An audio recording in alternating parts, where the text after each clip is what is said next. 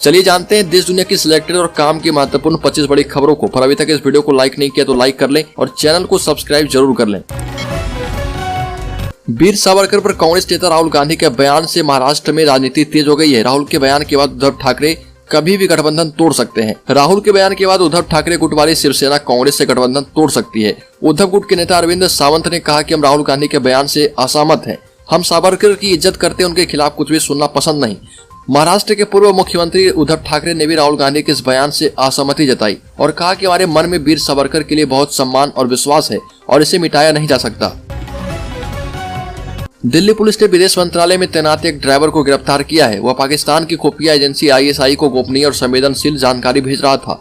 Driver को पाकिस्तान की खुफिया एजेंसी ISI ने हनी ट्रैप में फंसाया था। दिल्ली पुलिस ने सुरक्षा एजेंसियों से मिले इनपुट के बाद आरोपी ड्राइवर को गिरफ्तार किया है।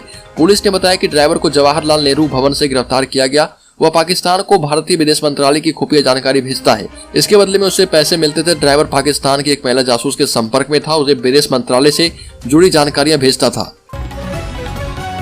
हैदराबाद के कस्तूरबा सरकारी कॉलेज की एक प्रयोगशाला में एक कथित रासायनिक गैस के रिसाव के बाद 25 छात्रों की तबीयत बिगड़ गई। सभी घायलों को अस्पताल में भर्ती किया गया है। फिलहाल यह पता नहीं चल पाया है कि लैब में कौन सी गैस लीक हुई थी। फॉरेंसिक टीम इसकी जांच कर रही है और जांच के बाद ही पता चल पाएगा कि कौन सी गैस लैब में लीक हुई थी। सुप्रीम कोर्ट में 13,000 ट्रांसफर पिटीशन पेंडिंग। CJI ने कहा कि अब 13 बेंच रोजाना 130 केसों की सुनवाई करेगी। CJI DY चंद्रचूड़ ने फुल कोर्ट मीटिंग में लिए गए बड़े फैसले को सबसे साझा किया और घोषणा की सुप्रीम कोर्ट की हर बेंच रोज 10 जमानत याचिकाओं और 10 ट्रांसफर याचिकाओं पर सुनवाई करेगी। CJI चंद्रचूड़ ने बताया कि सुप्रीम कोर्ट में ट्रांसफर पिटीशन के 13,000 मामले अभी पेंडिंग है और अब रोज सुप्रीम कोर्ट में 130 केसों की सुनवाई होगी। सिद्धू मूसेवाला के माता पिता गए इंग्लैंड। पंजाबी सिंगर सिद्धू मूसेवाला की माता चरण कौर और पिता बलकौर सिंह इंग्लैंड के लिए रवाना हो गए। चंडीगढ़ से फ्लाइट थी। मूसेवाला के माता पिता की विदेश जाते हुए तस्वीरें सामने आने के बाद मूसेवाला के फैंस में हलचल मच गई। मूसेवाला के पिता बलकौर सिंह ने पिछले महीने ही अपने बेटे के हत्यारों के खिलाफ एक्शन लेने के लिए पंजाब सरकार को 1 महीने का अल्टीमेटम दिया था, जो कि अब पूरा हो गया।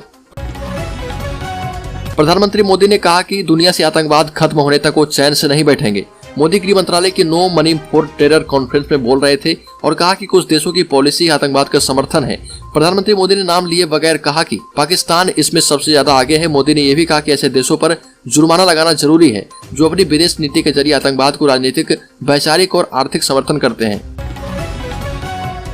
ट्विटर से सैकड़ों कर्मचारियों ने इस्तीफा दे दिया। इस्तीफे ट्विटर के नए बॉस एलन मस्क के उस फरमान के बाद हुए हैं जिसमें उन्होंने चेतावनी दी थी कि ज्यादा देर तक काम के लिए तैयार रहो या फिर कंपनी छोड़ दो।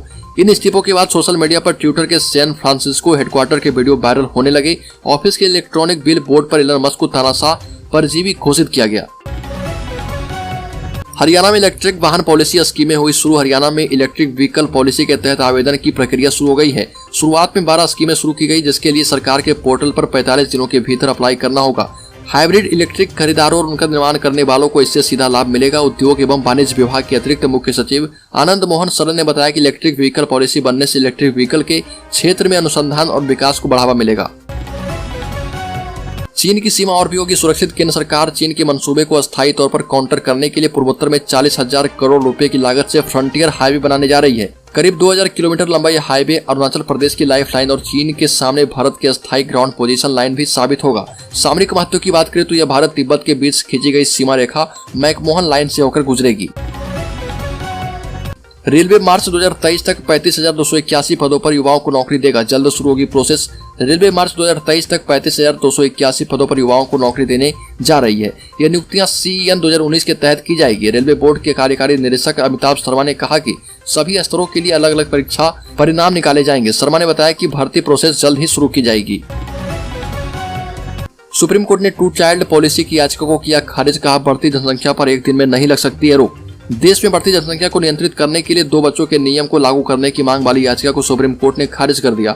शीर्ष कोर्ट ने परिवार नियोजन की मांग वाली कई अर्जियों को खारिज करते हुए कहा कि यह अदालत का काम नहीं है बल्कि सरकार का काम है। देश के 50 शहरों में होगी 200 बैठकें। भारत के सामने नेतृत्व क्षमता साबित करने का मौका। दुनिया के 20 बड़े देशों के समूह G20 की अध्यक्षता भारत को मिल गई है। यानी दुनिया की 80% GDP, 75% अंतर्राष्ट्रीय व्यापार और दुनिया की 60% आबादी का प्रतिनिधित्व करने वाले G20 को भारत अगले 1 साल तक राह दिखाएगा। यह भारत के लिए अंतर्राष्ट्रीय मंच पर अपनी नेतृत्व क्षमता साबित करने का मौका तो होगा ही, यह अपनी संस्कृति और धरोहर को भी दुनिया के सामने रखने का अच्छा मौका साबित होगा। अमेरिकी सांसद ने कहा कि भारत का भविष्य आज पहले की तुलना में अधिक उज्जवल है। ये भी कहा कि मुझे भारत के लोगों को अपना दोस्त कहने में गर्व महसूस हो रहा। भारत के साथ प्रगाढ़ होते संबंधों को लेकर प्रभावशाली अमेरिकी सांसद जॉन कार्टर ने अमेरिका के निचले सदन प्रतिनिधि सभा में ये बातें कही। हरियाणा रोडवेज बसों के किराए में 50% छूट। हरियाणा रोडवेज की बसों के किराए में 50% छूट देने का सरकार ने फैसला किया है। 18 दिनों तक सूबे के 10 जिलों के लोगों को इसका फायदा मिलेगा। हरियाणा सरकार ने इंटरनेशनल गीता जयंती महोत्सव को देखते हुए फैसला किया है। महोत्सव में 19 नवंबर से 6 दिसंबर तक यह छूट जारी रहेगी। इसका महोत्सव में भाग लेने वाले लाखों तीर्थ यात्रियों को लाभ मिलेगा। सरकार के इस फैसले का लाभ कुरुक्षेत्र के लगते 10 जिलों के लोगों को मिलेगा। इसमें कुरुक्षेत्र, करनाल सहित 10 जिले शामिल है।